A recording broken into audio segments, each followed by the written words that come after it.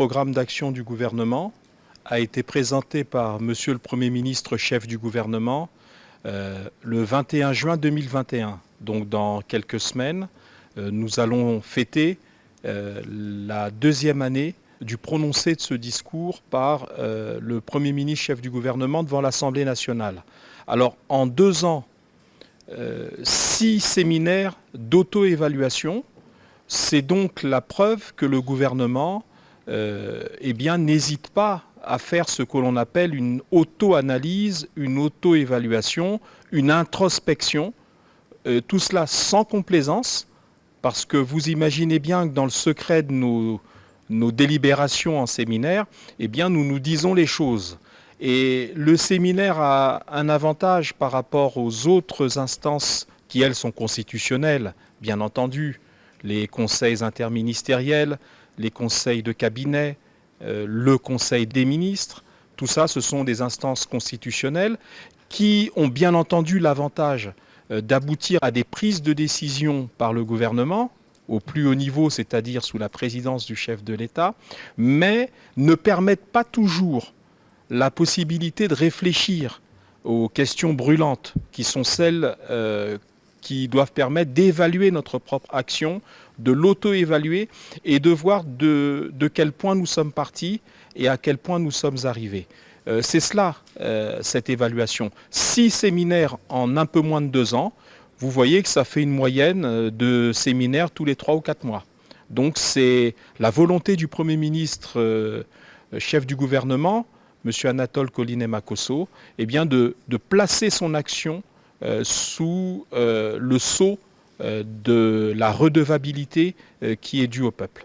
Nous avons balayé les 12 batailles, puisque le programme d'action du gouvernement, le Premier ministre l'avait décliné devant l'Assemblée nationale sous la forme de 12 batailles. Ces 12 batailles englobent en réalité l'action du gouvernement dans ces différents secteurs et permettent, dans l'évaluation, de déterminer où nous en sommes en matière d'amélioration des conditions d'éducation, où nous en sommes en matière d'amélioration de l'offre de santé, où nous en sommes dans la mise en place des conditions d'un climat des affaires plus propice, où nous en sommes dans l'exécution du plan national de développement qui est, comme vous le savez, en cours d'exécution depuis 2022, où nous en sommes sur les questions brûlantes que sont les questions d'insécurité, les questions d'urbanisme rendues difficiles aujourd'hui dans nos principales villes, les questions d'érosion,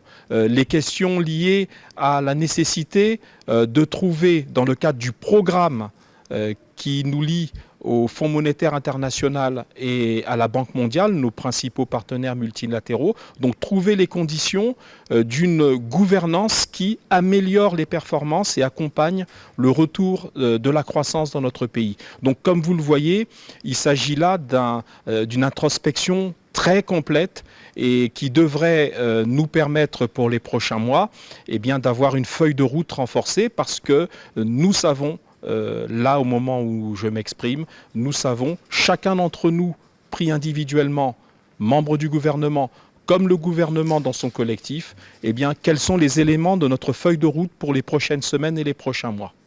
Non, on ne peut pas parler d'autosatisfaction. Je crois que les temps sont assez difficiles. Nous avons abordé les questions liées aux crises auxquelles notre pays est soumis.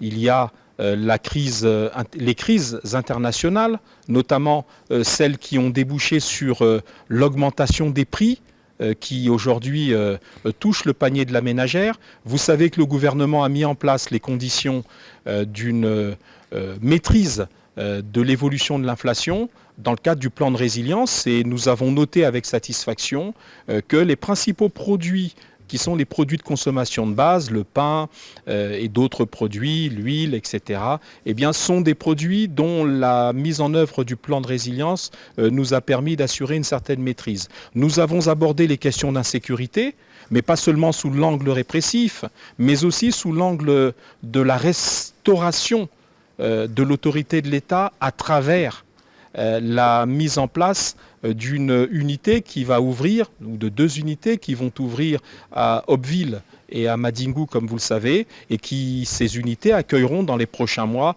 plusieurs dizaines, on parle même de plus d'une centaine de jeunes qui jusque-là étaient en déshérence, ce qu'on appelle couramment bébés noirs ou en tout cas des délinquants juvéniles. Il s'agit là d'éléments très précisément liés au fait d'aborder les questions de vie quotidienne de nos compatriotes. Ce gouvernement est un gouvernement tout entier tourné vers l'exécution du projet de société du président, vers la mise en œuvre du plan national de développement. Et ce plan national de développement, c'est la condition ultime qui doit permettre la diversification de notre économie. Et là également, le gouvernement a adopté le principe, comme vous le savez, sous l'impulsion du président de la République, de la recherche de financements innovants à travers les partenariats publics-privés. Il y a donc eu comme constat et comme élément de progression pour les mois qui viennent, le renforcement de la diplomatie économique, parce qu'on ne pourra pas financer les projets, les grands projets, qu'ils soient d'infrastructure ou de vie quotidienne de nos populations, sans trouver des financements innovants. On ne pourra plus, compte tenu de la situation intérieure du pays et celle des finances publiques, financer les grands projets par des ressources propres internes et publiques.